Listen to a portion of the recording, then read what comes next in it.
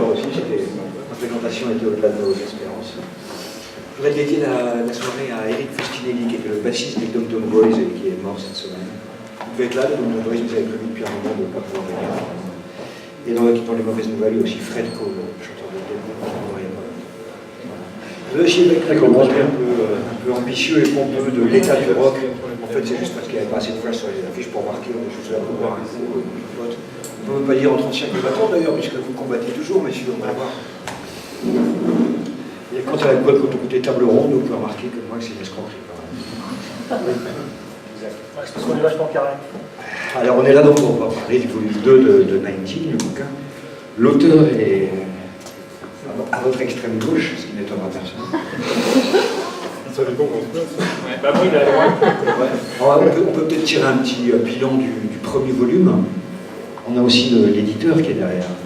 Jean-François, est-ce que il s'est bien vendu le bouquin? Ah si, alors là je trouve pas. Non, moi je fais juste un petit passage. Le premier volume est sorti il y a 1 an et demi.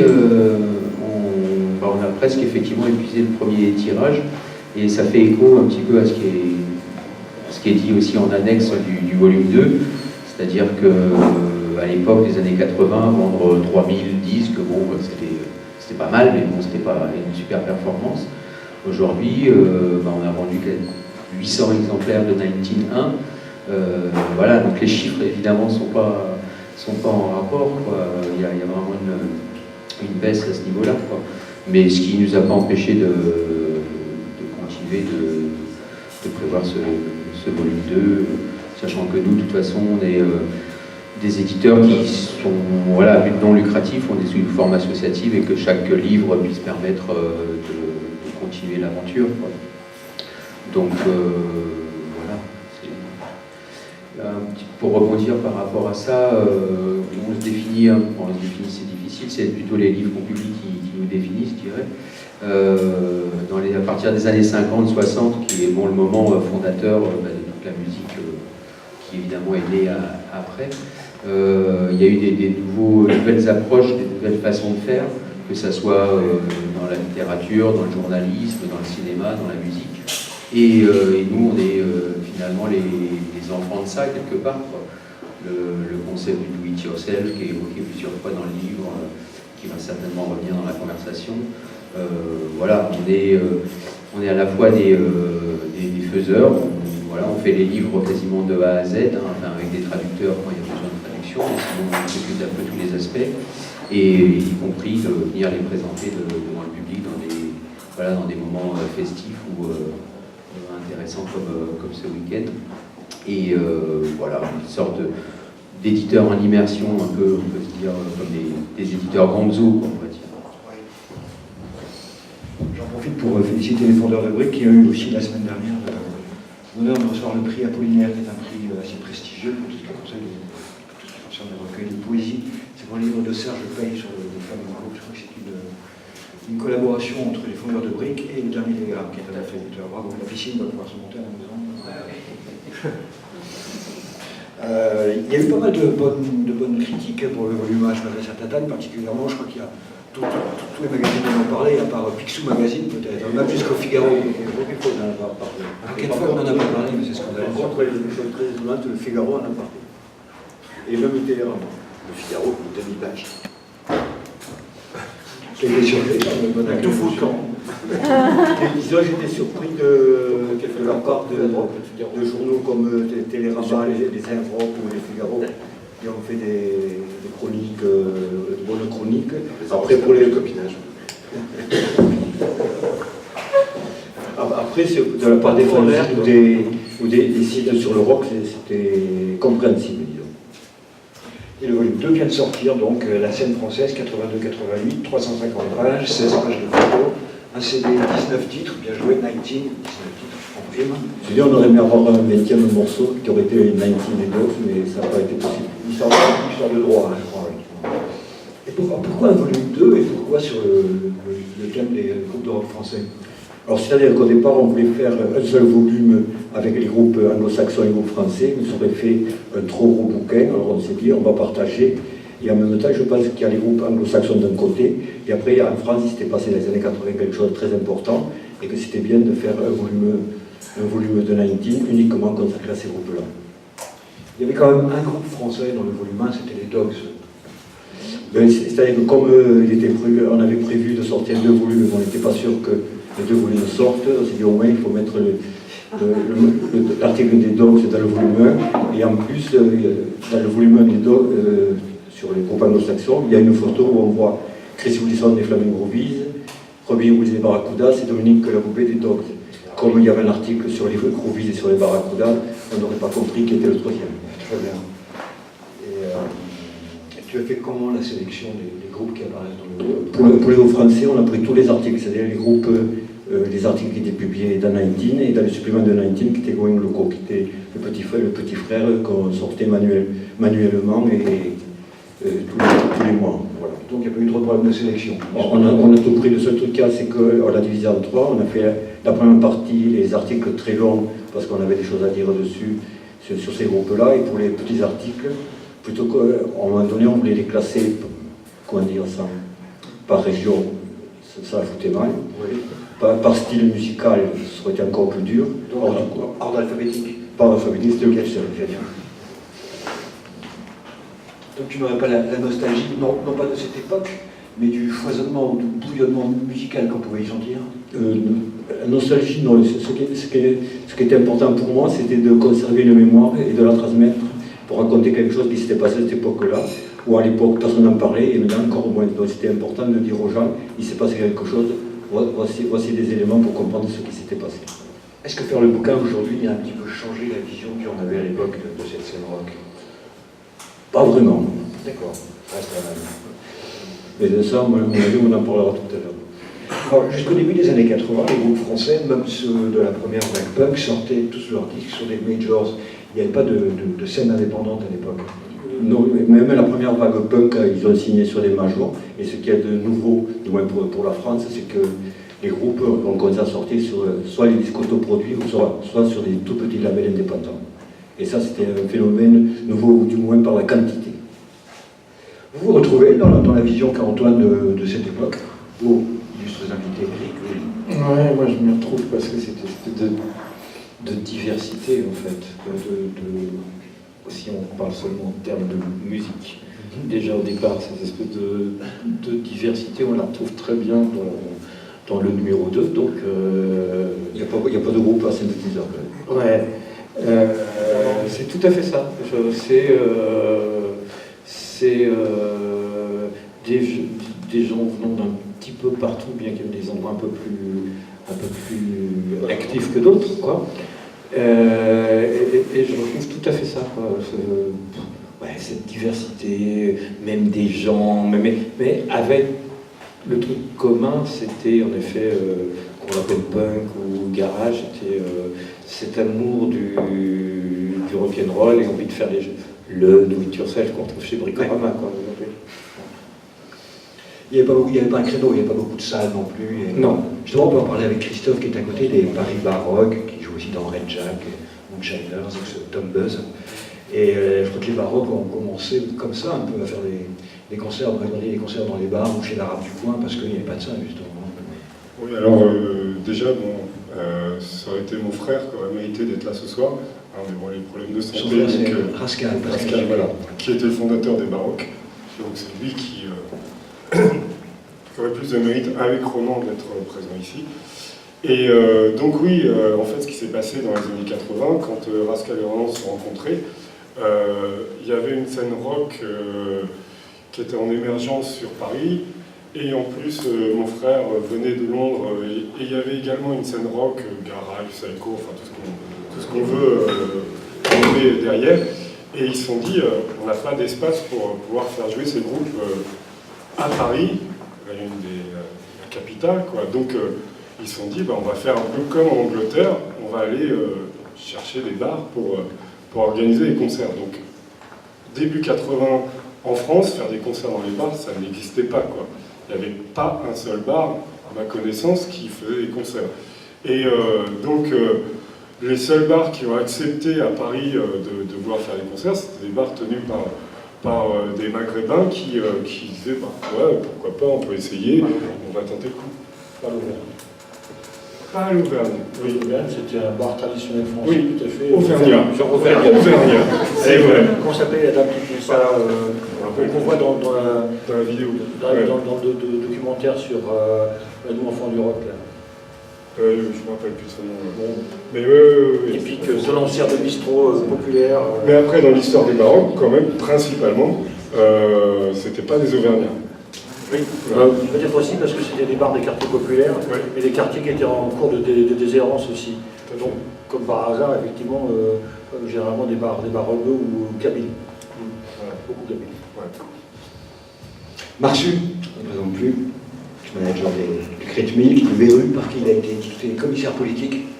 Oui, faut bien que quelqu'un fasse les choses carrées. Fondateur de Bondage. Il apparaît aussi dans le récent bouquin de David Dufresne sur le New Moon qui a fait. Oui, par exemple, sachant que ce bouquin, il a été précédé par un bouquin de photos qui s'appelle Paris New Moon Paris, un bouquin d'un gars qui s'appelle Raphaël Nerinati. Si vous le trouvez, je vous le conseille honnêtement parce qu'il y a quand même une bonne crème des groupes de l'époque, c'est-à-dire, là on parle de la fin des années 80, en l'occurrence, genre 88, 91, et un petit peu après. Il y a vraiment des trucs super bien. En fait, David, qui avait fait une des préfaces avec moi de ce bouquin, a rebondi et en fait, il a creusé un peu le sujet. Et en fait, pour ce qui est de Raphaël Rinaldi, il vient de sortir un bouquin consacré à Schultz, qui est absolument excellent, qui est magnifique, qui est un petit peu cher, mais ceux qui ont l'occasion, c'est un truc qui est tiré à très très petite quantité, je crois qu'il en a fait 300, et il est super ce bouquin. Vraiment, il prend. Tu as déclaré un jour aussi, Marsu, manager, c'est moralement la pire position dans le monde de la musique. Oui.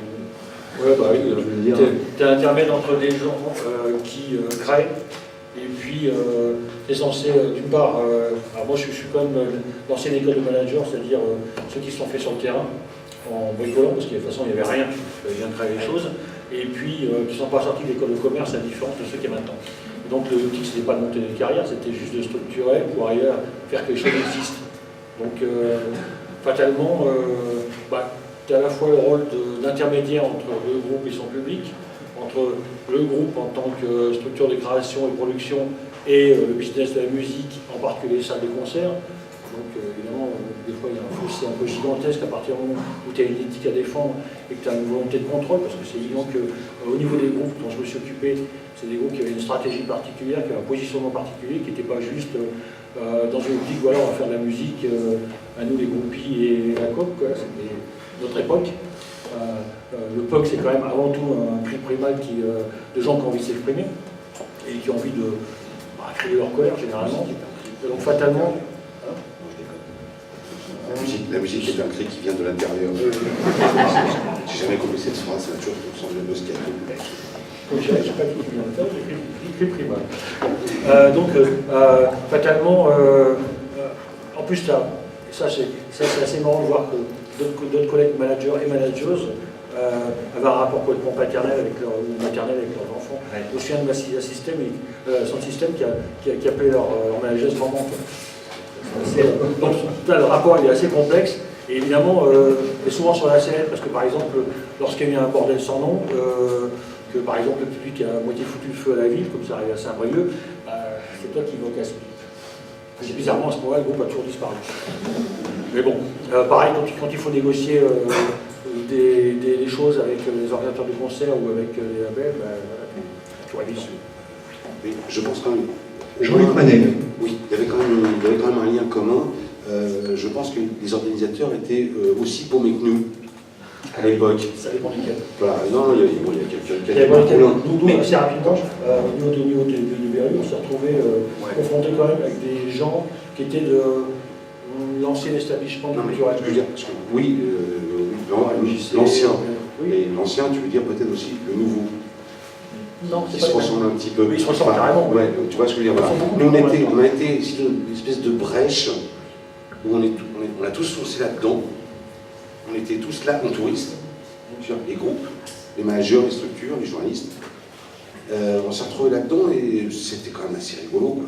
Quoi. On était un touriste, c'est pas terme, je dis. Non, touriste, non, mais on était un peu en kayak sur un torrent. Ouais. Tu vois. Carrément. Voilà. Alors qu'avant, si tu veux, c'était le gros fleuve, quoi, le canal du Midi. Ta péniche, voir ta péniche, non, celle-là, elle passe pas, celle-là, elle passe. Tu vois, un peu comme ça. Et maintenant, c'est revenu comme ça. Voilà, nous, on était juste dans une espèce En fait, il y de brouillard. a une fenêtre qui s'ouvre à ce moment-là. La fenêtre, elle correspond à quoi? Déjà 30 ans de rattrapage au niveau structurel et au niveau même culturel sur le rock français. Récemment, je sortais des magazines de l'époque, le Rock News, etc. Tu vois la qualité d'écriture et ce que connaissent les gens de la scène, c'est méga light. Tu parles des groupes que ce soit des groupes anglais de punk rock ou des groupes américains des années 70. Objectivement, on reste dans le fantasmatique, dans des gros clichetons, dont certains journaux qu'on a cités tout à l'heure sont les dignes précepteurs maintenant. Et le prescripteur maintenant. Et je sais pas ce que je veux dire. Il y a une fenêtre qui s'est ouverte, donc à la fois parce qu'il n'y avait rien pour ces groupes-là, parce qu'il y a un public qui avait envie que les choses changent. Forcément, on ne peut pas toujours être à la traîne. Et que, il y a eu une osmose et puis une sorte de moment de suspension. Par exemple, j'en parlais hier avec les collègues, au niveau de la scène, entre guillemets, équité punk, on a eu l'avantage du fait que c'était plus à la mode, donc personne n'était intéressé par les groupes dans ce style. Les grandes maisons de disques, y compris les indépendants, parce que contrairement à ce que tu disais tout à l'heure, Tatane, il y a quand même pas mal d'autoproduits qui sont sortis à l'époque. Quand tu vois les Einstein, c'est pas un autoproduit, mais c'est un petit label. Quand tu vois les Bad Turbin, c'est également de l'autoproduit. Quand tu vois Oberkampf et Prime Maxi, c'est l'autoproduit. Quand tu vois, il y a quand même énormément de groupes qui sont référentiels maintenant, qui sont sortis soit sur des tout petits labels, je sais pas, regarde Asphalt Jungle, ils sont sur des tellement petits labels qu'ils sont incapables de rééditer ça maintenant. C'est pas qu'il y a droit. Il y en a trois. Et les Anglais, c'est pareil. Les gros groupes qui ont signé, il y a quand même une quantité invraisemblable qui ont fini sur des labels indépendants plus ou moins glorieux, comme Good Vibration, par exemple, pour ce qui est de Belfast. Et donc, pour revenir à ces histoires de fenêtres, pour les histoires de fenêtres, à partir du moment où tu es obligé de tout créer, l'intérêt, c'est qu'au bout d'un moment, tu as la capacité de, parce qu'il faut bien que les choses s'établissent, de générer tes propres structures et donc de faire les choses selon tes propres règles. Et l'idée qu'on avait, nous, c'était quand même on était issus du public, de faire que les choses ressemblent à ce qu'on avait envie de vivre. C'est-à-dire, le principe n'étant ne fais pas aux autres que tu n'as pas envie qu'on te ficelle. Pour en revenir à 19, vous aviez quel genre de relation avec 19, s'il y avait des relations à l'époque, il y avait des passerelles entre la scène dite alternative, représentée un peu par Marcus ce soir, et des clivages, il y en avait les deux, je crois. C'est-à-dire que avec les groupes punk français, on allait au concert, on n'avait pas de relation. Par contre, on avait des relations avec les gens qui étaient dans les structures punk, comme Marsu, Rico de Gougnaf et d'autres. Mais avec les groupes, on n'avait pas tellement de relations, parce que comme on n'en parlait pas, plus on n'en parlait pas, c'est pas parce que ça ne nous intéressait pas, c'est que les groupes punk, dans les années fin 70 et début 80, avaient déjà des fanzines à eux, comme notamment On n'est pas des sauvages. Est-ce que tu regrettes qu'il y ait plus de passerelles? Il y en a quelques-unes, puisque Bondage éditait quand même des disques rock'n'roll comme ceux de Trade Juice, de Birdhouse. Oui, ça, attention, je pense qu'on l'a fait après. On l'a fait entre autres parce que justement, on avait toujours respecté cette scène, mais justement, il y avait de très bons labels qui existaient. Pourquoi diable commencer à concurrencer des gens qui, dans leur démarche, sont cohérents, sont respectables, etc. On n'avait pas allé sur les brisés de Closer, par exemple. Closer, ils étaient très bien dans leur style. Et pourquoi diable on serait venu les concurrencer? Ça se fait pas. C'est une question d'éthique. Par contre, à partir du moment où tous ces labels ils ont été en difficulté ou disparus, il y avait, c'était bien de le faire. Et que quand on a rencontré David Dufresne, c'est comme ça qu'on a créé Stop It Baby, et ça paraît super naturel. Bon, après ça, on a eu quelques problèmes, mais sinon c'est clair que ce label il aurait été amené à sortir d'autres groupes dans cet esprit, parce que c'était quand même des cousins, quoi.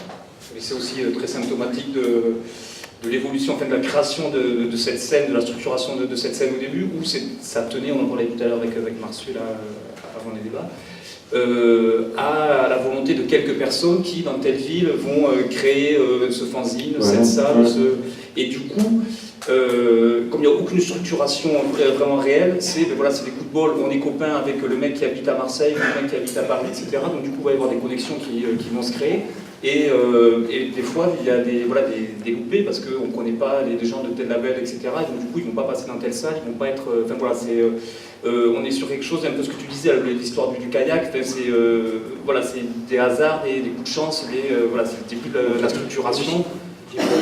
À part contre, des structures existent, rien que par le principe du clivage, les gens se retranchent en disant, ben voilà, ils sont déjà dans leur monde, j'en fais pas partie, donc je suis obligé de faire quelque chose d'un côté.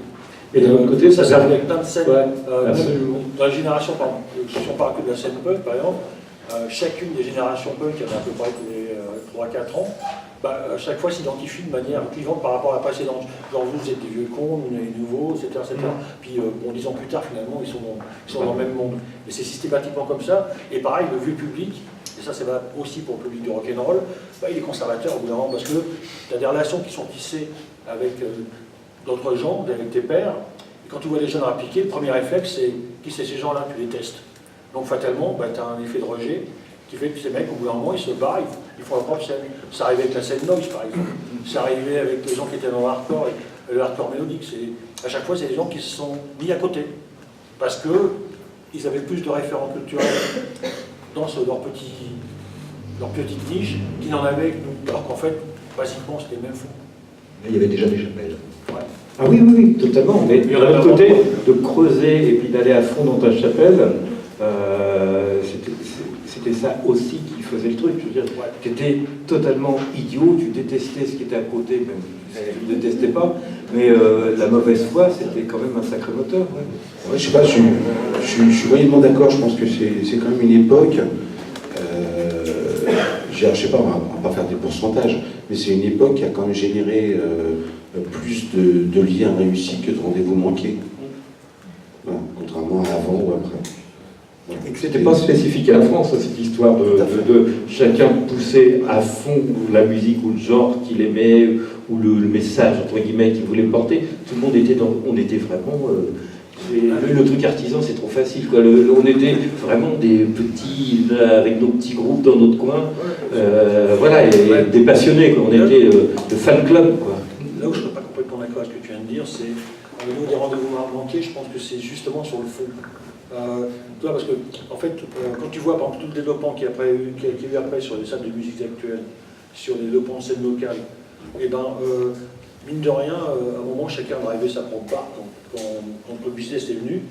Et derrière, le fait qu'il y avait un fond commun et que, mine de rien, si la scène avait été un peu plus solidaire, on aurait eu un rapport avec ces diffuseurs qui auraient été, justement, qui auraient permis d'imposer qu'il y ait des scènes locales plus structurées, qu'on ait un rapport de force avec les maisons de disques, qu'on ait un rapport de force avec les médias. Ce truc-là, en fait, chacun va arriver sa marque. Alors que, mine de rien, ça, c'est un problème de fond. C'est ce qui permet la diversité de pouvoir s'exprimer. Oui, mais là, je suis hélas totalement d'accord avec toi. Si tu veux, là, nous, on parle juste d'une parenthèse, tu vois, vraiment d'un moment précis, si tu veux, où il y a eu un peu de convivialité, un peu d'amitié, un peu de rêve, quoi, un peu de n'importe quoi aussi. Si tu veux, à la fin de cette parenthèse, effectivement, je conçois très bien que certains acteurs ont peut-être souhaité prendre, comment tu appelles ça, les musiques, là, les salles de musique de machin. Ouais, c'est pas ça. Schmack. Et quoi? Des schmacks. Les schmacks, quoi. Bon, bref. Voilà. Et je crois que des mecs qui voulaient prendre la tête de ça, pour peut-être le lendemain devenir adjoint au maire, voire même pas longtemps après président de la République. Voilà, c'est ça, voilà. Mais voilà, je pense que là on parle juste d'une parenthèse où c'était un peu n'importe quoi et assez rigolo. Des clivages qui étaient vraiment Arnaud. à l'époque aussi, c'était entre les groupes qui voulaient avoir un discours politique et ceux qui pensaient, qui étaient musicalement qui étaient un peu dans la même esthétique, qui pouvaient être dans la même esthétique, mais qui pensaient que juste parce qu'ils faisaient du rock'n'roll quelque chose qui était dans les marges suffisait à... Et pour eux, c'était déjà un discours politique. Et il y a eu vraiment un gros clivage à l'époque. Et ça, c'est une poursuite du point de vue des années 70 où tu fais du rock'n'roll, donc tu es un rebelle. Voilà. Et ça, bon, par exemple, nous, on a été très en rupture avec ça, que ce soit au niveau du rocker pur jus, que des punk rockers d'avant. Parce qu'en fait, malheureusement, l'attitude ne suffit pas. Dans un monde qui est capable de tout récupérer, c'est déjà le cas à l'époque, si derrière tu n'as pas du fond, j'étais juste dans une posture, et pour reprendre un pote à moi, donc Chester, le dessinateur, la posture mène à l'imposture. Est-ce que derrière 19, est-ce qu'il y avait une vision politique, genre les tirs de 68, mais avec suffisamment d'expérience pour éviter les erreurs? Tu as 3 heures, je vois. Le truc qui se passe par rapport à 19, il y a 2 niveaux. Il y a au niveau du contenu, là on se faisait le reflet, on parlait des groupes qu'on aimait dans les groupes rock à guitare, et c'est vrai que la plupart de ces groupes-là avaient une pratique, comme on dit, do it yourself, mais ils n'avaient pas le discours, et même certains n'étaient même pas conscients de ce qu'ils faisaient sur le moment. Et après, il y avait le fonctionnement de 19, et là, effectivement, le fonctionnement de 19 était un fonctionnement, pour en parler en termes plus politiques, libertaire. Voilà. C'est une chose que, par exemple, dans la scène associée à 19, on ne sentait pas, malheureusement, parce que justement, les groupes étaient soit par modestie, genre on ne va pas parler de politique parce que c'est tout de suite c'est pesant, quoi, soit par des intérêts complets. Dans cette optique-là, c'était genre on est sur scène, on fait du rock. Ouais, mais je pense que, mon point de vue, c'était que ça ne suffisait pas. Je suis d'accord avec toi, et c'est vrai qu'il y avait des groupes, souvent le fait simple, ce que disait Gina, le simple fait de jouer de la musique, ça suffisait, mais je crois qu'il y avait d'autres groupes aussi qui avaient une attitude qui n'était pas obligatoirement consciente de ce qu'ils faisaient, mais qui avait une attitude. Je ne crois pas que, par exemple, si des majors étaient allés voir des groupes comme les Fixed Up ou les Badmen, ils auraient signé sur les majors, je ne sais pas. Peut-être que oui, à mon avis, je ne pense pas, mais voilà. Alors que quand les majors sont arrivés voir le punk alternatif, la plupart, ils sont allés en courant. Une partie. Pas plus tard, mais quelques-uns, oui. Il y en a eu des labels pour m'aider aussi par la gauche. Voilà. Mais un truc qu'il faut voir, c'est que quand il n'y a pas d'argent, tout le monde est toujours d'accord. À partir du moment où la thune arrive, c'est là que les embrouilles déboulent. Ça, c'est absolument fatal. Donc il y a plein de groupes, si tu veux, qui, n'ayant pas eu le choix à un moment d'avoir un marché, d'avoir un public, d'avoir une possibilité d'être professionnel, et que la question ne s'est même pas posée, quoi. Et pour les groupes de rock qu'on défendait dans 19, au moins, on a un Twitter, c'est déjà bien. Moi, je pense qu'il y a eu quand même une vraie cassure, même les groupes qui apparaissaient pas comme politiques, ça a été l'émergence du FN, quoi.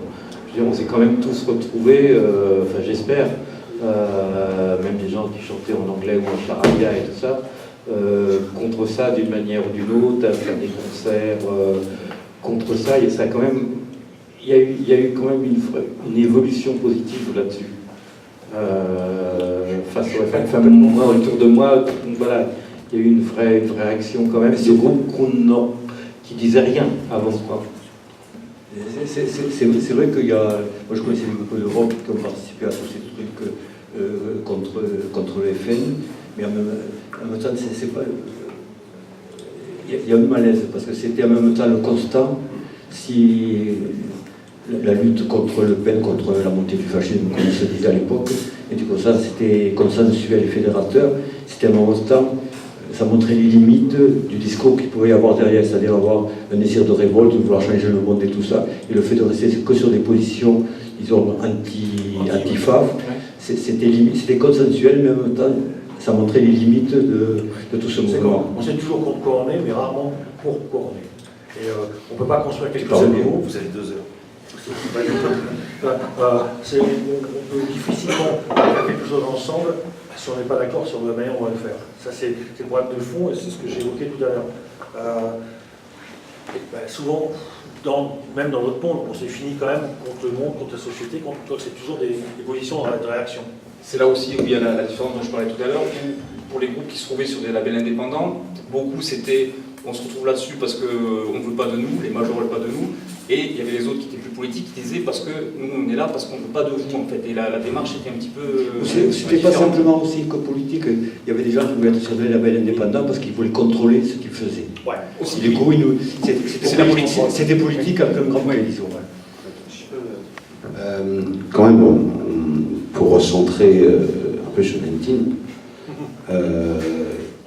non, parce que non, c'était vraiment une période où on était tous un peu cousins. Oui. Hein, tu vois ce que je veux dire? Toi, tu étais côté bondage avec mon frangin, etc. Moi, j'étais plutôt, toi, côté 19, rock'n'roll, machin, etc.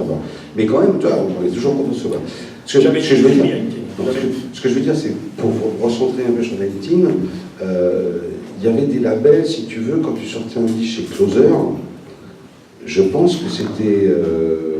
je pense que ton chiffre de vente, d'ailleurs, n'en souffrait pas, parce que tu aurais été chez Phonogram ou chez Sony. De toute façon, ils n'auraient pas fait tellement de bien sur toi, voilà, ils n'auraient pas su faire. Donc ton chiffre de vente n'en a pas souffert, mais tu avais l'image Closer, et c'était quand même un putain de truc. Moi, j'en recevais un disque Closer dans la boîte aux lettres, je peux dire que les autres papiers passaient après, quoi. C'est ce que j'étais le premier. Comme vous êtes sur un label anglais, à partir du moment où tu es typé, qu'il y a une image de marque, forcément. Mais après ça. Oui, je pense qu'on a enfin, tout de suite, pour nous, parce qu'on était évacué cette histoire de major ou de label indépendant. C'était même pas l'idée de signer sur une main. Si, au début, parce que signer sur le tout début du punk, on va dire 78 à 79, j'étais quasiment obligé de vouloir signer sur une major si tu voulais que ton disque existe. Mais très vite, il y a eu quand même des manières indépendantes, fait que tu n'y pensais même pas. Je veux dire, tu ne pensais pas envoyer ta cassette pourrie, même pas. Quoi. Je veux dire, ça n'existait plus dans notre monde. Il y a plus de gens que tu crois qu'ils l'ont fait. Ah oui, et ensuite, comme j'ai dit tout à l'heure, il y a cette histoire de fenêtre qui était un peu miraculeuse, parce que, donc, comme j'ai dit, les majors ne s'intéressaient plus aux pommes d'une manière générale. Mais ensuite, les rares groupes plus ou moins intéressants qui avaient été signés en tant que groupe rock sur les majors, ils ont été complètement refabriqués et redimensionnés pour correspondre à un marché. Par exemple, c'est Strychnine, par exemple. Strychnine a été transformé en sous-téléphone, alors c'était un groupe qui était vraiment intéressant. À d'autres niveaux, par exemple, au niveau de la scène punk rock, l'exemple des Porte-Manteaux, qui ont été transformés en groupe de punk FM camé en l'espace de 2 ans, ça a foutu la pétoche à tout le monde. C'est-à-dire qu'après ça a servi de repoussoir à plein de gens, style, faut surtout pas faire ça parce qu'ils vont nous détruire. À ce niveau-là, par exemple, le coup de Couleur sur Paris d'Oberkampf, remixé par Virgin, ils en sont revenus très très vite et tout le monde a pris peur. Donc on a eu cette chance qu'il y avait l'épouvantail, genre ils vont nous détruire. Ça a permis que ça puisse éclore et grandir jusqu'à un stade où finalement c'était presque autosuffisant d'un point de vue financier. Donc forcément, quand tu as quelque chose à proposer, il y a quand même un truc, on peut faire le choix. Il y a quand même un truc qui nous a arrangés tous, même si on s'est tous fait un petit peu arnaquer, c'est l'arrivée de New Rose quand même aussi. Voilà, je veux dire qu'il y a un vrai distributeur, il nous a tous piqué un petit peu de pognon parce qu'il était malin. Au lieu de faire comme les majors qui arnaquaient en gros un truc, il en prenait un petit peu à chaque groupe. Et comme il sortait plein de disques, voilà, c'est drôle. Voilà, c'était sa méthode, mais heureusement, grâce à lui, quelque part, on trouvait nos disques un peu partout, quoi. Ils étaient très mal pressés, parce qu'ils les faisaient presser au Portugal, je crois. Tu parles de Patrick, mais mine de rien, il y a quelqu'un il faut rendre un petit peu hommage quand même, c'était Vinon. Oui, c'est quand même le cerveau d'abord. C'est pas le gestionnaire, mais c'est le cerveau. C'est lui qui a quand même amené l'esthétique musicale que New Rose a. Oui, c'est clair. C'est lui qui a ouvert le label sur d'autres, et la boutique sur d'autres choses. Bien mais c'était deux mondes différents. De toute façon, il y avait ce côté artistique de Louis et Maté qui. Je ne voudrais pas défendre Maté. Il faut dire que, par exemple, Maté, par rapport à 19, on ne peut rien dire. Il a toujours été correct jusqu'au début. Mais c'était, par exemple, quand on faisait 19, on sortait un flexi qu'on offrait aux abonnés. C'est lui qui nous a proposé de faire un grand scène dur, un vrai grand scène tour. Et nous, il a dit on ne peut pas le payer, on n'a pas l'argent. Et c'est lui qui payait le financement de 1500 exemplaires du Grand Scène Tour contre une page de pub. Donc financièrement, ça ne valait pas. Mais il a fait, et chaque fois qu'il nous envoyait les disques, même si on faisait des chroniques méchantes contre les disques qui sortaient, parce qu'il y avait des disques qui faisaient des insupportables, il ne nous a jamais dit, quoi que ce soit, à part une fois, où il a dit vous avez été un peu loin quand même avec la chronique de Rock Erickson et tout ça, mais à part ça, il ne nous a jamais. C'était un truc enregistré avec un mini-cassette avec des piles mouvantes, voilà, bien sûr. Mais sinon, par rapport à nous, il n'a jamais été. Il n'a jamais essayé de dire vous parlez bien de mes disques, sinon je ne vous donne pas de pub, etc. C'est quand même nous, on a toujours été correct. Patrick Maté de New Rose qui est interviewé justement dans la. Oui, c'est. Parce que mais il a créé un vrai réseau de distribution. Il y avait des disquaires à cette époque-là quand même. Oui, c'est une chose qui est un peu différente de maintenant. Et pour rebondir sur ce que tu disais, nous par exemple, quand il est distribué notre 45 tours du Fatnik, après ça, Bondage quand même, il faut voir que moi j'étais dans la bande de pommes de Luxembourg, qu'on les a fait chier pendant des années, on piquait les disques dans la boutique, etc. Quand on était devant en train de siffler de l'alcool, et quand même, ils avaient une image de nous, que c'est genre, oh non, pas eux. Donc franchement, à ce niveau-là, il était extrêmement tolérant. Quoi. Non, ça c'est archi faux. Moi, avec mon petit frère, on était tout sage, tout gentil, on entrait dans la boutique, c'était Euline qui était à la caisse, on mettait les disques dans le sac, puis on sortait. C'était pas. Non, puis. Non, je comprenais rien. On lui doit pas mal d'argent finalement à mater. Finalement, on devrait faire un maquetton. Moi j'ai souvenir aussi qu'on se faisait braquer les disques à la sortie. Hein. Oui, C'est ça. exact. Oui. Exact aussi. Et puis, tu parles de Ça, il peut pas être chaud, c'est un combat de Tu parles des 3 jours où Evelyne était disquaire, vendait des disques à l'Afrique. Ben, ça a coûté très cher à mater parce que il pétait il foutait les bras des platines à côté, il pétait au moins 4 diamants par jour, tu vois. Maintenant, c'est cauchemar pour Evelyne. Voilà, aussi. Non mais c'est vrai, ça c'est... Si vous avez des questions, n'hésitez pas, il y a un micro qui peut tourner aussi. Est-ce qu'il fallait une culture autre que musicale pour se lancer dans ce genre d'aventure, fanzine, radio, groupe? Je pense par exemple à Ronan Omnes de Paris Baroque, qui est un fan de dadaïsme.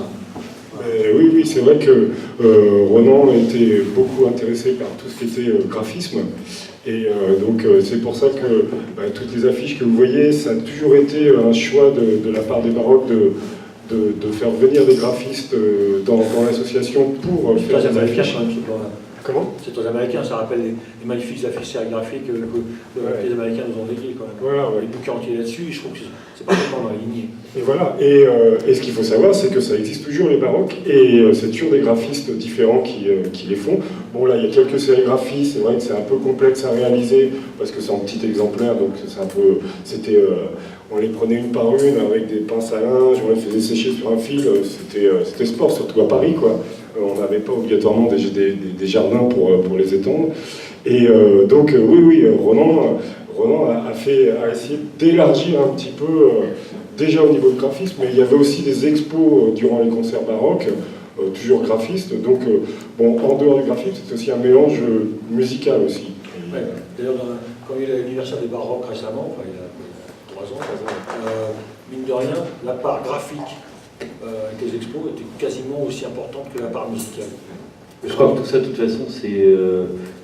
quand le punk est arrivé, c'était ça la différence aussi du punk avec toutes les sortes de rock, au moins en Europe ou en France qui avait précédé, c'est qu'il n'y avait pas que la musique, ça donnait envie de faire des choses comme on n'avait rien. On faisait des pochettes nous-mêmes, enfin voilà. C'est un mouvement culturel à part entière. C'est un truc très large. Les gens se fréquentaient, ça allait effectivement aux gens qui étaient musiciens, mais généralement qui n'étaient pas quand même des excellentissimes musiciens, des gens qui s'exprimaient par d'autres manières, ou mine de rien, quelqu'un pourra jouer à la casquette de fanzineux, le lendemain mec de radio, le surlendemain l'organisateur de concert, et éventuellement les deux ensemble en même temps. C'est normal. C'est le principe du fais toi-même, personne ne va le faire à ta place, donc il faut se pousser au cul et le faire. Tu parlais tout à l'heure de David Dufresne, qui a fait plein de choses, son bouquin, je crois, il y a la dernière sélection pour Flore. Non, c'est bien, chacun a amené son truc, quoi. Voilà. Soit son bar, soit son fanzine, soit son disque, soit même aider à monter les scènes. Tu vois, tout le monde... Ça a donné une envie de faire les choses, quoi, qui était générale, qui était... et surtout, sans ambition. C'est-à-dire sans aucune envie d'arriver, de faire carrière. On faisait les trucs sur le moment, avec une envie de faire bouger sa petite ville à la con. Et moi, ça me semble toujours un moteur maintenant. Si cette scène, à un niveau ou à un autre, elle continue à exister, et alors donc je parle de la scène rock'n'roll et de la scène interdite, même de celles qui ont suivi, c'est parce qu'il y a des gens qui sont des activistes de terrain. Et mine de rien, qu'est-ce qu'on constate? Partout où ça existe, c'est pas par les institutions que ça continue à exister. C'est parce qu'il y a des gens qui continuent à se faire chier, à organiser des concerts dans des MJC pourris ou des salles des fêtes de village, qui continuent à faire les choses dans des endroits où normalement on n'est pas censé faire des concerts comme les bars par exemple, qui continuent à répéter, à payer de leur poche pour répéter, qui continuent à sortir des disques autoproduits. C'est justement uniquement à cause de ça, parce que maintenant qu'il n'y a plus de marché, Autant dire que tout le rêve post-Mano Negra, genre, ouais, putain, on va faire notre musique comme on veut et puis on aura du succès, c'est mort. Donc clairement, on est sur des trucs où on est revenu à la vraie passion. Voilà. Pour en revenir à 19, le début de 19 correspondait à l'éclosion des radios libres. Ça a eu une importance. Pour le début de 19, oui, parce que les trois quarts des gens qui écrivaient dans 19 venaient du milieu des radios libres, donc sur Toulouse, Bordeaux, Périgueux, Paris, etc. C'est ça qui était très important. Les trois sont liés. Ouais, justement, tout à l'heure, dans la fameuse fenêtre qui s'est ouverte, à part les fanzines, au niveau des médias, il y a eu, le 19 en a fait partie, il y a eu tout un espace, et les radios libres, mine de rien, dans plein d'endroits, au niveau des concerts, la promo des concerts, et au niveau des endroits où tu pouvais écouter de la musique nouvelle, ça a été fédérateur et novateur.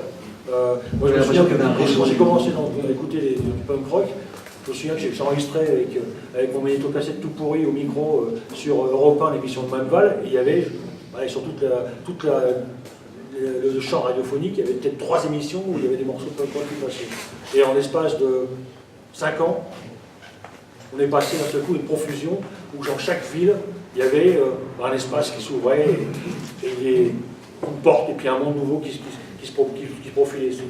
J'imagine qu'il y avait un réseau qui ça donnait un peu d'optimisme à 19. Mais je crois que tout à l'heure on parlait par rapport au graphisme des baroques et tout. Je crois qu'un autre moteur qui était important au début des années 80, qui est lié au punk et peut-être aussi aux années 70, c'est qu'on concevait un autre monde qui pouvait arriver. Et du coup, avec les radios libres, les fanzines et les labels indépendants, etc., c'était possible. Et je crois que ça a été un moteur qui a été très très déterminant, même si avec le recul, c'est une vision un petit peu utopiste. Oui, mais à partir d'un moment, on n'avait plus, presque quasiment plus envie de faire tomber le vieux monde. On était assez inconscient, en effet, pour tenter d'organiser l'eau. C'était ça la différence entre ce qu'on a vécu et la génération post-60, qu'on était toujours à faire des choses en essayant de prendre le pouvoir. Je pense qu'aussi on se rendait compte, c'était la crise quand même, on se rendait compte que le vieux monde il est en train de se casser la gueule, et donc on attendait tranquillement qu'il se pète la gueule. On a attendu longtemps. Non, je pense qu'on a... tu vois, il y avait une ville, machin, à côté, un truc... On y allait faire nos courses au Carrefour, machin, etc. Puis à côté, on a construit notre village, tu vois, où c'est monté tranquille, etc. Mais je pense que les deux mondes pouvaient cohabiter. Il s'avère que aujourd'hui, la grosse ville a dit non, vous êtes gentils, là, mais il n'y a plus de place pour vous. Non, je pense que nous, on n'a pas essayé de détruire des choses. On a essayé d'en construire d'autres. J'avais 2 heures. Je ne vous apprendrai pas que les chiffres de vente ont bien changé depuis l'époque. J'ai entendu ça.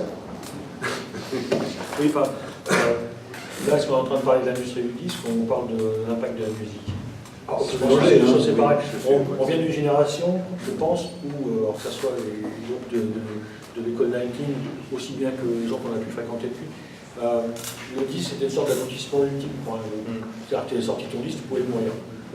Maintenant, c'est une carte de visite, c'est quelque chose un petit arbre-poste qui illustre un moment dans la création d'un groupe.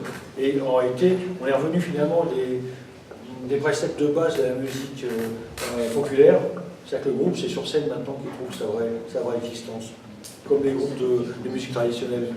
Et que le problème, c'est comment il va arriver sur scène maintenant, et par quel biais. Et en l'occurrence, le disque permet éventuellement glisser sa musique dans l'oreille des gens, même si on voit maintenant que les programmateurs, comment ils marchent, et ah oui, t'as 2500 vues sur YouTube, donc t'es pas trop mauvais.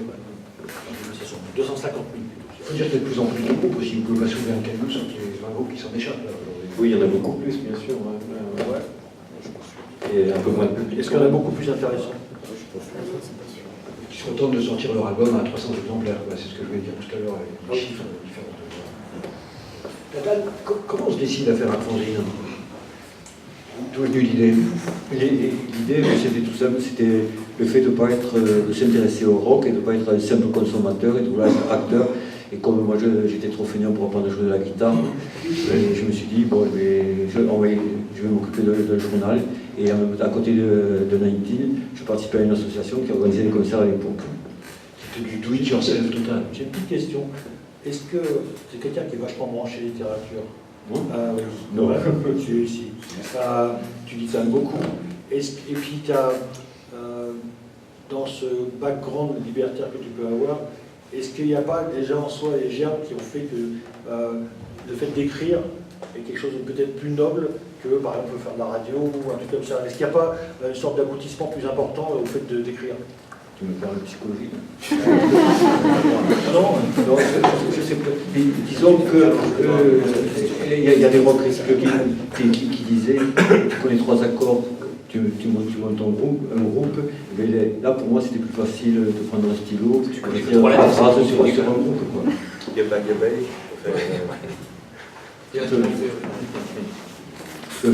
crois que c'était. J'ai jamais fait sur les écrivains et tout ça, je m'en fous. Ce que tu disais tout à l'heure, la littérature, je ne dis pas ça m'amuse parce que je lis pour apprendre. Voilà. Alors du coup, d'écrire des articles sur des groupes ou sur le rock, là oui c'était un aboutissement. J'écrivais parce que je pouvais écrire des phrases et tout ça, j'étais à l'école. Et en même temps, je pouvais parler, écrire pour que quelqu'un qui lisait ce papier pouvait apprendre quelque chose. Voilà, c'était pas un tour de récréation. Voilà. Et ce qu'il faut dire, c'est que souvent dans les années 60-70, les rockers lisaient très peu au final. Il faut bien l'avouer. Il y avait d'ailleurs très peu de collections. On voit que maintenant, il y a beaucoup plus de livres sur la musique qui sortent. Une pléthore. Et effectivement, peut-être ça correspondait à l'arrivée d'une génération qui était plus intéressée par l'écrit et qui allait chercher d'autres informations par ce biais-là que quelques années auparavant, où c'était beaucoup moins... Non, moi je parle pour mon truc personnel. Après, c'est vrai que dans les années 70 par rapport au rock, c'est pas qu'il y a eu un truc plus intellectuel. Disons, le rock est devenu plus mature et il y a eu l'explosion de ce qu'on appelait les rock critiques avec Lester Bangs, Yves Adrien, Eudeline, Manœuvre d'une certaine manière, etc. C'est vrai que le rock devenait plus mature et était plus sujet pour raconter des histoires. Voilà. Ceci dit, quand on était, je pense, toi, gamin, pareil, lire Kerouac, les mauvaises traductions de Kerouac, de Berrouf, alors les traductions étaient épouvantables, mais c'était même niveau qu'écouter les disques de la West Coast, ou je sais pas quoi, ou le MC5, c'était, pour moi, c'était le même niveau et la même chose. C'était aussi important quand j'étais au Bahut, c'était une manière... Tu parlais sur la musique, hein, pas la sur la musique, oui. Voilà. Sur la musique, il y avait deux biographies des Beatles qui étaient fausses en plus. C'est tout. J'ai une petite remarque quand même à faire, c'est qu'il me semble qu'au niveau des États-Unis, la conscience de ce qu'était la contre-culture a été quand même poussée par quelques livres et par l'existence de revues aussi, enfin, de fanzines de l'époque. Aussi, par exemple, d'avoir vu, je sais pas moi, le fanzine, enfin le magazine des Black Panthers, par exemple, qui s'appelait Black Power, un truc comme ça justement, ou Black Panther. C'est Black Panther Journal, le magazine, le journal des Black Panthers. Ouais. Et mine de rien, il me semble qu'en France, justement, quand on parlait de ce problème de culture commune entre les groupes de rock et les groupes de pop, etc., on n'avait pas d'informations sur ce. Nous manquait en fait le point de liaison, la racine en fait de nos positionnements dans la musique. Ce qui faisait que justement de faire du rock c'était censé être rebelle, c'est parce que derrière il y avait tout ce passif de la contre-culture mais qu'on ne maîtrisait pas du tout. À la limite c'est maintenant que à mon niveau j'ai plus conscience de cela. Et je trouve ça un petit peu dommage que justement dans les fanzines comme 19, c'est pas été évoqué plus. On ne voulait pas faire trop intellectuel non plus. Et en plus, et après... Vous auriez pu parler du MC5, j'avais pu parler... Ah non, on en a parlé, non mais mettons de background politique, justement. Mais le problème, il était là aussi, c'est que parler du rock d'une manière un peu plus sérieuse, on voulait le faire, mais en même temps, c'était difficile de parler des groupes en parlant de tout ce qui venait derrière, parce que c'était comme fanzine de rock.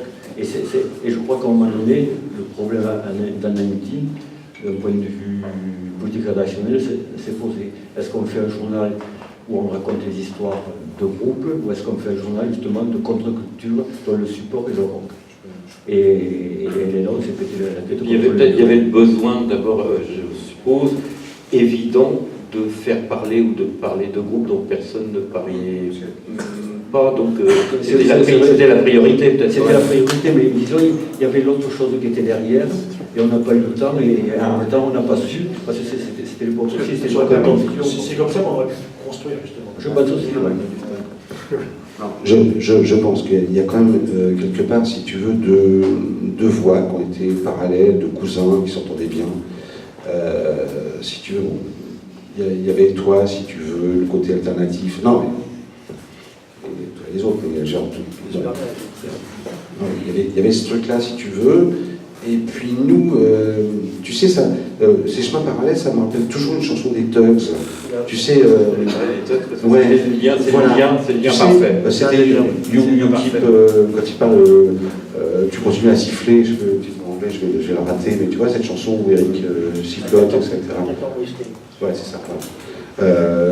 Bon, tu vois, voilà, on était totalement subjugués par ce qui arrivait à des groupes comme les Beru ou les Ludwig, on trouvait ça magnifique.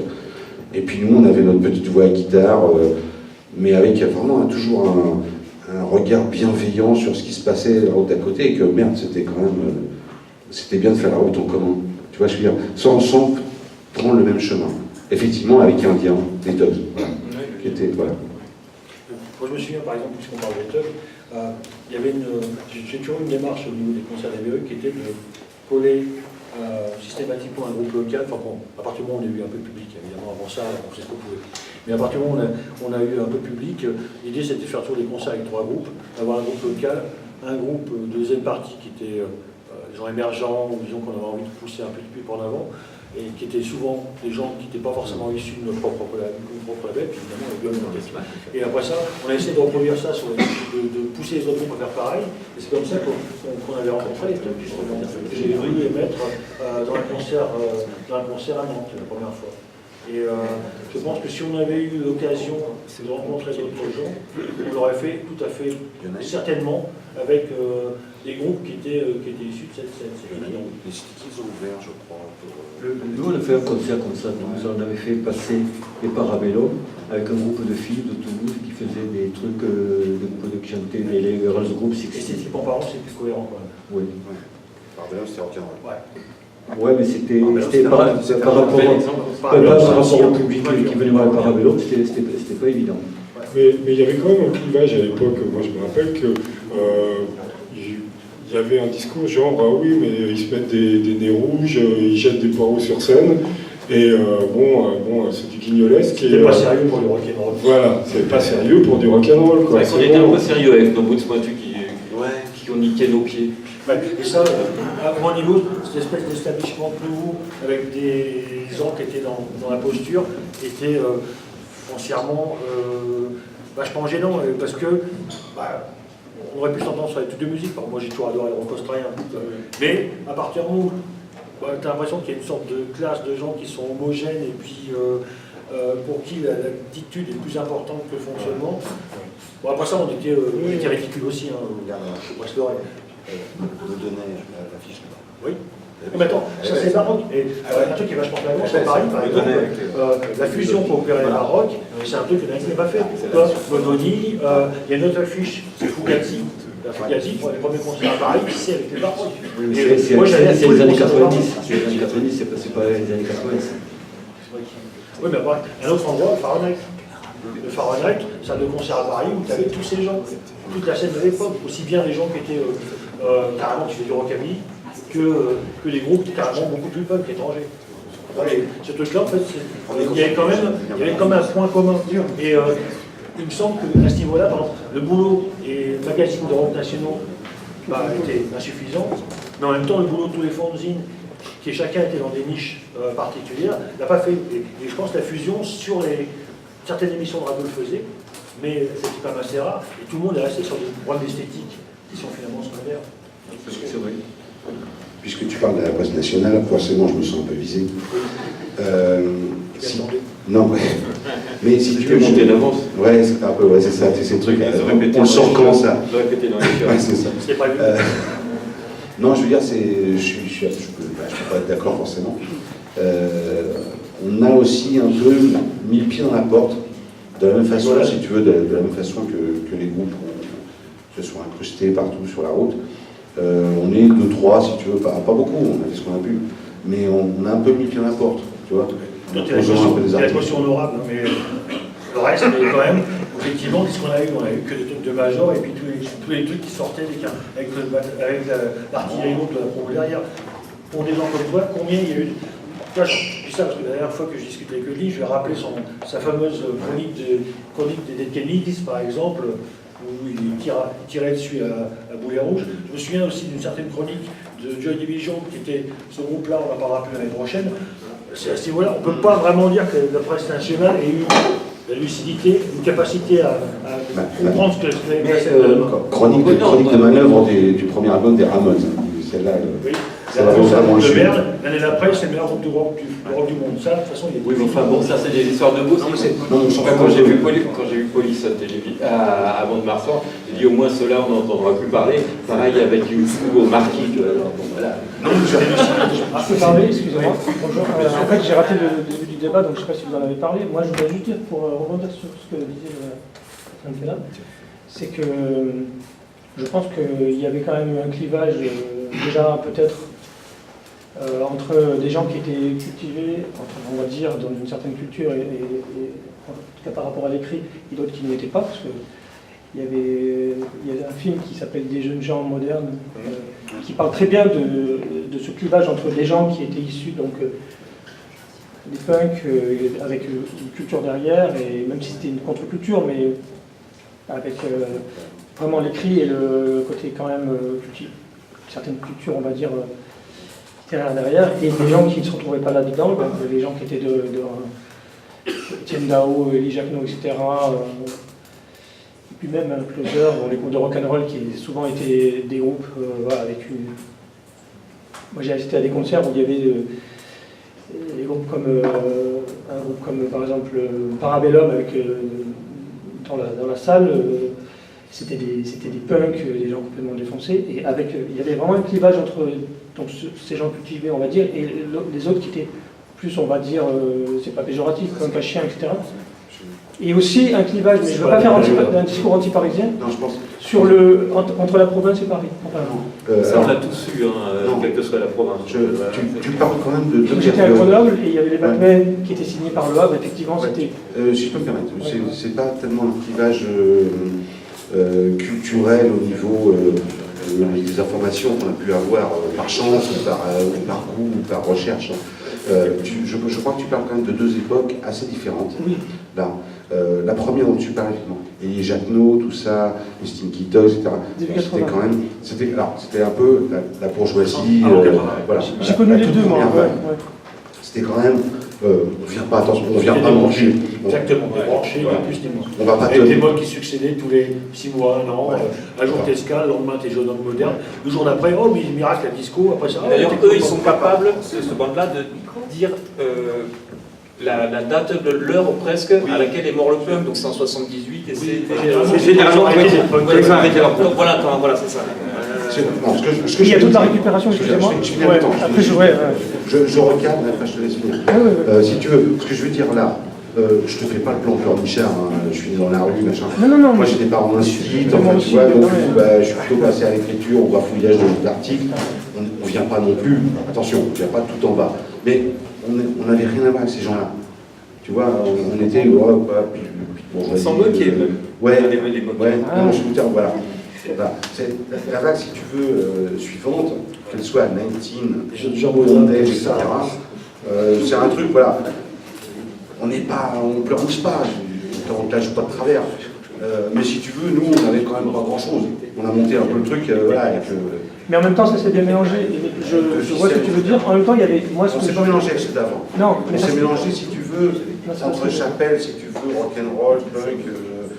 Ce que je veux dire, c'est que la musique, enfin moi, peut-être que je l'ai vécu, j'étais à Grenoble, il y avait les Batman, ils étaient signés par le Havre, donc c'était effectivement, je suis d'accord, je ne sais plus qui l'a dit, un gage de qualité, de reconnaissance dans le milieu rock'n'roll, et effectivement, c'est pas la même époque, New Rose, Snipers et tout ça, C'est pas la même époque qu'après Bandage, Ah si, Guéguerre. c'est plus proche. Non mais après c'est 85, après Là, carrément. Berrurie Noir, tout ça, et contre, il y avait la petite Guéguerre avec Ça, c'est le moment. Ça, François Hadji Lazaro. Mais ça, c'est après. Ça, c'est après. Moi, j'ai connu les... des trucs qu'on a commencé à être connus, c'est tout. Moi j'ai connu Toi, genre, 80 à 88, j'ai connu le premier concert des anciens Berruriers, 79.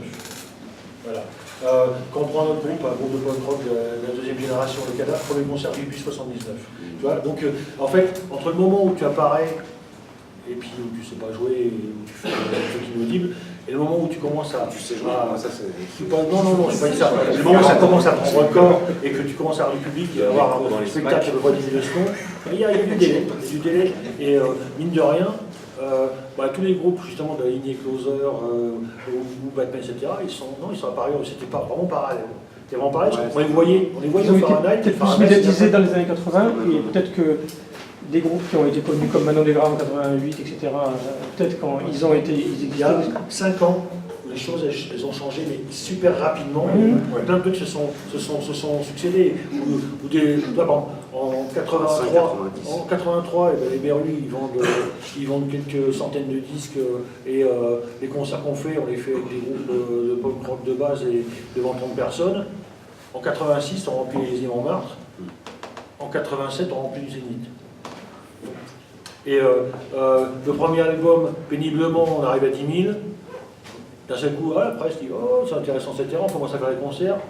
Le deuxième album, en 3 mois, on les fait. Massacre. Moi j'ai vu cette évolution-là, je suis d'accord. Oui, et puis après, et en 86, on passe la radio qui a récupéré ça, avec les Berruries Noirs qui sont passés sur énergie, etc. Mais par contre, il y a aussi le. Moi, ce avec quoi je suis d'accord, c'est qu'il y avait quand même un mélange dans les concerts de tous les publics. Et là, je suis d'accord. Et aussi, ce que je voudrais dire, mais vous en avez peut-être parlé, c'est qu'il y a les très bonnes émissions de télé du début des années 80, je ne sais pas si vous en avez parlé avant, Ouba Ouba, à mon avis, ça a beaucoup joué. Et tout le boulot qu'a fait Michel Villarmet. La télé qui était excellente à l'époque. C'était du vrai reportage sur ce qui se passait sans paternalisme, avec une volonté que ça existait. Là où je ne suis pas complètement d'accord avec toi, mais bon, c'est que quand tu vois le discours qu'a Villarmet, ce qui est marrant, c'est qu'il est encore sur un mode un point de vue sur la musique qui est un point de vue complètement des 70. Avec les maisons noires, les rockers, le truc genre populaire, mais avec un vieux discours genre un petit peu qui rebondisse, moi je trouve, des fois. Genre on montre le mec qui est pauvre, tu vois, il galère à tous. Moi qui m'a un petit peu gêné à l'époque, parce que c'est un schéma très ni autonome, tu vois, des classes, etc. Ah ben lui, lui il venait du gauchisme, je sais pas quoi. Ouais, je pense Mao, je dirais. On dirait Mao, hein.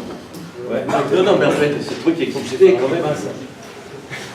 À des heures de grande écoute sur la 2, ça parlait des standards ou de... Voilà.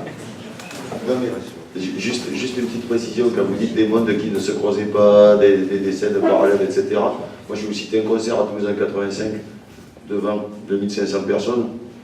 Il y avait, le programme, c'était Dawel 7, donc le froid toulousain, les City Kids du Havre, les Dogs de Rouen, et les Berruriers Noirs de par là-bas. Voilà. Et justement, et ça, à Toulouse, c'était vous. Oui, et ça, c'était une espèce de mouvance qui était, alors, où on galérait, parce que c'était, on va même pas appeler ça autonome, on ne s'appelait pas autonome, donc il n'y avait que les organisés ou les flics qui nous appelaient autonomes, mais c'était une espèce de mouvance libertaire qui faisait que les plus vieux, ceux qui avaient vécu vraiment les années 70, ils ne comprenaient pas cette musique de toute façon, mais ils commençaient à trouver que ça ramenait du monde, donc ils étaient contents. Et nous, on écoutait indifféremment les uns ou les autres. Indifféremment. Parce qu'en plus, on venait, et c'était à Toulouse, comme tu dis, on venait aussi d'une ville où pendant quelques temps, 3 rassemblements de plus de 2 guitares électriques avaient été plus ou moins interdits ou négligés.